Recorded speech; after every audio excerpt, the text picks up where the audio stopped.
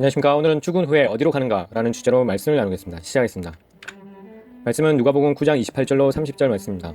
이 말씀을 하신 후 8일쯤 되어 예수께서 베드로와 요한과 야고보를 데리시고 기도하시러 산에 올라가사 기도하실 때 용모가 변화되고 그 옷이 휘어져 광채가 나더라. 문득 두 사람이 예수와 함께 말하니 이는 모세와 엘리야라. 여기는 변화산이죠. 변화산에서 예수님께서 이제 돌아가시기 전에 모세와 엘리야를 만났는데요.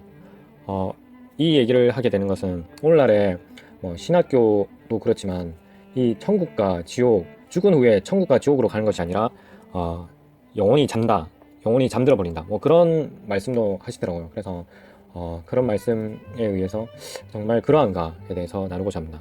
보시면 여기 말씀에도 있듯이 모세와 엘리야가 이미 죽은 사람이잖아요. 엘리야는 아니죠. 엘리야는 죽지 않고 죽음을 보지 않고 천국에 올라간 사람이니까 그렇다 치고, 모세는 분명히 죽었다고 돼 있거든요. 그러면 죽었는데 어디서 왔겠습니까? 당연히 그 휘어져 광채가 나더라, 이 얘기는 천국에서 왔다는 얘기잖아요. 당연히 엘리야는 하늘로 승천했기 때문에 모세와 함께 있다는 것은 모세 또한 당연히 천국에서 왔다는 얘기잖아요. 그래서 이거는 천국과 지옥의 간증을 떠나서라도 말씀에도 나와 있는 겁니다. 그래서 모세와 엘리야는 천국에서 왔다. 그래서 죽은 이후에 우리는 천국과 지옥으로 나뉜다. 죽은 사람은 죽어서 예수 그리스도 안에 거하지 않은 사람들은 지옥에 가고, 그리고 하나님께 속한 사람들, 예수 그리스도를 믿고 그 말씀대로 사는 자라들, 그리고 그 말씀 안에 거한 자들은 천국에 가는 것이죠. 그래서 모세는 천국에 있다. 이래서 죽은 후에는 천국에 간다. 이 결론을 맺을 수 있습니다. 근데 이것만 하면 또 어떤 분들은 그거는 특별한 경우가 아닌가라고 말씀을 하실 수 있어서, 그러면 예수님의 말씀으로 또 들어가 보겠습니다. 예수님이 이 예시를 들었거든요. 예수님이 예시를 드는 거는 예수님의 모든 것을 아시잖아요. 이 사실이 실제의 사실입니다. 거지 나사로와 부자. 여기에서 부자라는 말 자체로도 알 수 있어요. 보시면 나사로는 이름이 있잖아요. 부자와 나사로에서.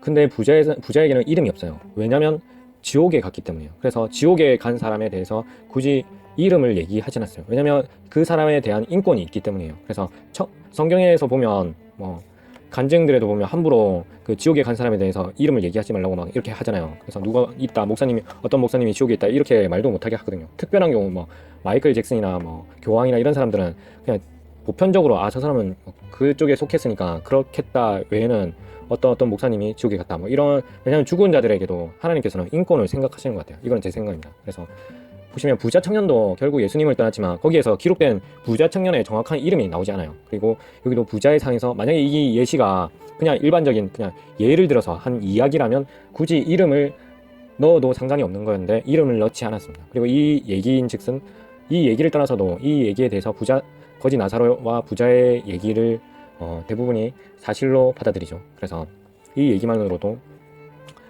그렇게 받아들일 수 있습니다. 그래서 죽은 후에는 천국과 지옥으로 나뉩니다. 그래서 여기서 보시면 읽겠습니다. 누가복음 16장 20절로 31절 말씀입니다.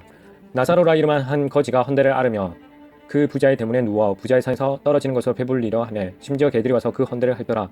이에 그 거지가 죽어 천사들에게 받들려 아브라함의 품에 들어가고 부자도 죽어 장사되매 저가 음부에서 고통 중에 눈을 들어 멀리 아브라함과 그의 품에 있는 나사로를 보고 불러 가로되 아버지 아브라함이여 나를 긍휼히 여기사 나사로를 보내어 그 손가락 끝에 물을 찍어 내 혀를 서늘하게 하소서.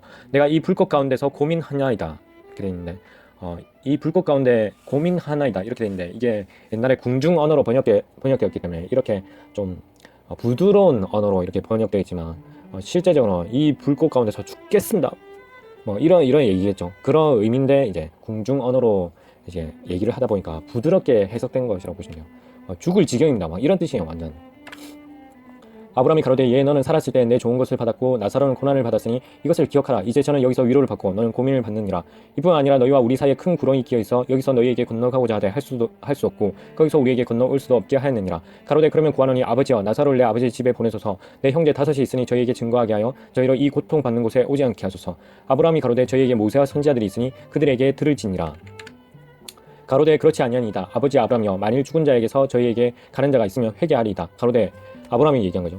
가로되 모세와 선지자들에게 듣지 아니하면 비록 죽은 자 가운데서 살아나는 자가 있을지라도 고난을 받지 아니하리라 하였다 하시니라. 31절에 이 말씀을 했는데 모세와 선지자들에게 듣지 않으면 비록 죽은 자 가운데서 살아나는 자가 있을지라도 고난을 받지 아니하리라 이렇게 말씀했는데요.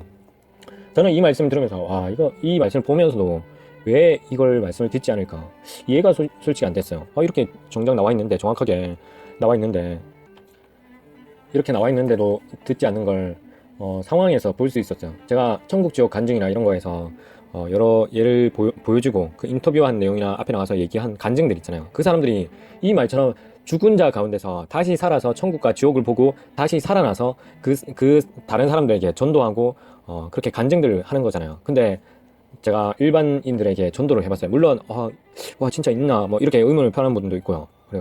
그리고 대부분 많은 사람들이 그걸 어떻게 믿냐, 내가 가봐야 알지, 그 사람이 그렇게 한다고 해서 뭐 거짓말을 하는지도 모른다, 뭐 이렇게 얘기하니까 이 말씀처럼 그런 것 같아요. 모세와 선지자들에게 듣지 않으면 비록 죽은 자 가운데서 살아난 자가 있을지라도 고난을 받지 않으리라. 그래서 물론 오늘날에 좀 정보의 홍수가 있긴 한데 정말 그런 간증들조차 사람들이 잘 믿지 않더라고요. 그래서 그거는 솔직히 저도 이해 안 되는 점이지만 그렇습니다. 그래서 여기는 음부, 옛날에 구약에는 수올이라고 했어요. 수올이라고 하고 신약은 하데스. 수올은 이제 이거 여기 구약 히브리어는 오른쪽에서 왼쪽으로 읽고 여기는 헬라어 그리스어니까 왼쪽에서 똑같이 오른쪽으로 가시면 됩니다. 그렇게 하데스라고 하고요. 음부는 땅속 지하세계, 모든 죽은 자의 사후 거쳐 히브리인들은 세계가 하늘과 땅속 지하 음부의 3층으로 구성되어 있다는 우주관을 가지고 있었습니다. 이 중에 음부는 지하에 어둡고 소리도 없는 적막한 곳이며 잊혀진 망각의 처소로 여겨졌습니다. 일단 음부에 들어간 자는 산자들의 땅에 되돌아올 수 없고 또 이 땅의 산자들과 교통할 수도 없습니다. 더욱이 그곳은 하나님과의 교통도 단절되어 버린 곳이기도 합니다. 신약에 이르러 이 개념이 좀 더 발전하여 지옥으로 번역되는데 이곳은 음부에 간 영혼 중 불신 영혼과 마귀 사탄의 최후 심판을 받는 장소입니다. 그래서 보시면 여기 과거 유대인들은 음부라는 걸 얘기를 하면서 그런 지옥이라고 생각하지 않았어요. 어떤 죽으면 어떤 곳에서 머문다, 뭐 잠들어 있다, 뭐 그런 식으로 생각을 했는데 근데 이런 생각들이 오늘날의 신학교나 여러 곳에서 많이 퍼져 있어요. 그래서 목사님들, 그렇지 않은 분들도 있는데 신학교에서 그렇게 많이 가르치니까 영혼이 죽으면 잠들어 있다, 어떤 곳에서 잠들어 있다, 이렇게 생각하는 경우도 있고, 그 부활 이후나 나중에 예수님이 재림하셨을 때 부활 이후 깨어난다, 이렇게 생각하시는 분들이 있더라고요. 그래서 신학교에서 그렇게 가르치니까. 그런데 천국 지옥 간증도 있지만 정확하게 성경에도 예수님의 말씀으로 이렇게 말씀하고 있습니다.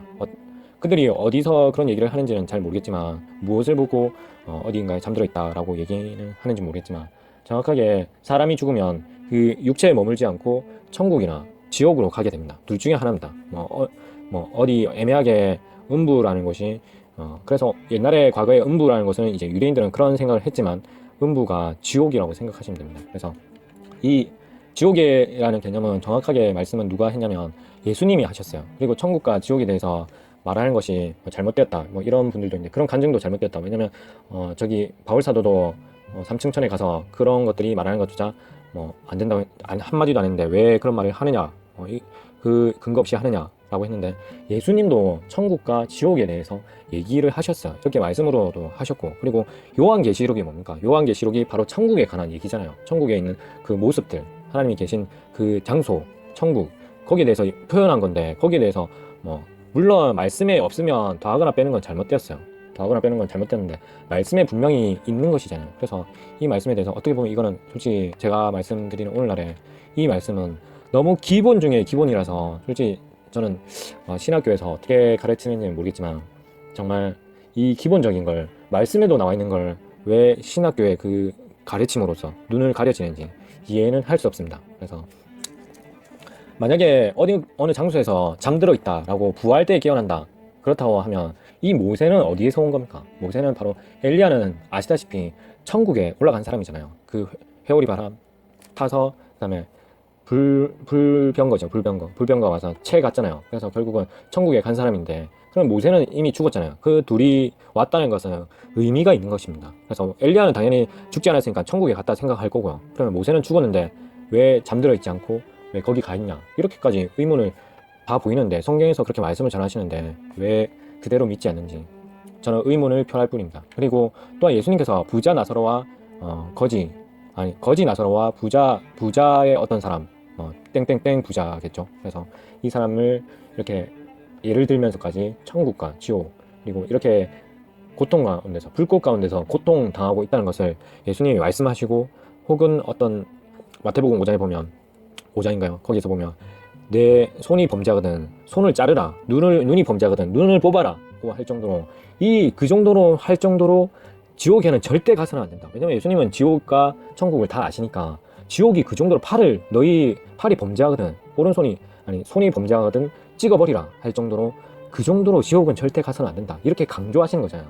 예수님은 그 실상을 아시니까요. 그래서 그 점 꼭 아시고 절대 지옥에 가지 않고, 정말 그렇다고 제가 뭐 눈을 뽑아라, 팔을 잘라라, 이런 얘기는 아닙니다. 그러니까 그만큼 그 정도의 생각까지 할 정도로 하나님 앞에서 범죄하지 말고 항상 회개하고, 날마다 회개하면서 주님 앞에서 자기 자신이 죽고 예수 그리스도께서 내 안에서 주인 되는 삶을 살기를 소망드립니다. 그래서 당연히 이건 아시는 내용일 거라 생각하지만, 그래도 죽음 후에는 어디로 가는가, 여기에 대해서 의문을 가질 수 있으실 것 같아서 오늘 이 말씀을 준비해봤습니다. 그래서 이상으로 죽은 후에 어디로 가는가 라는 주제로 말씀을 나눴습니다. 이상입니다.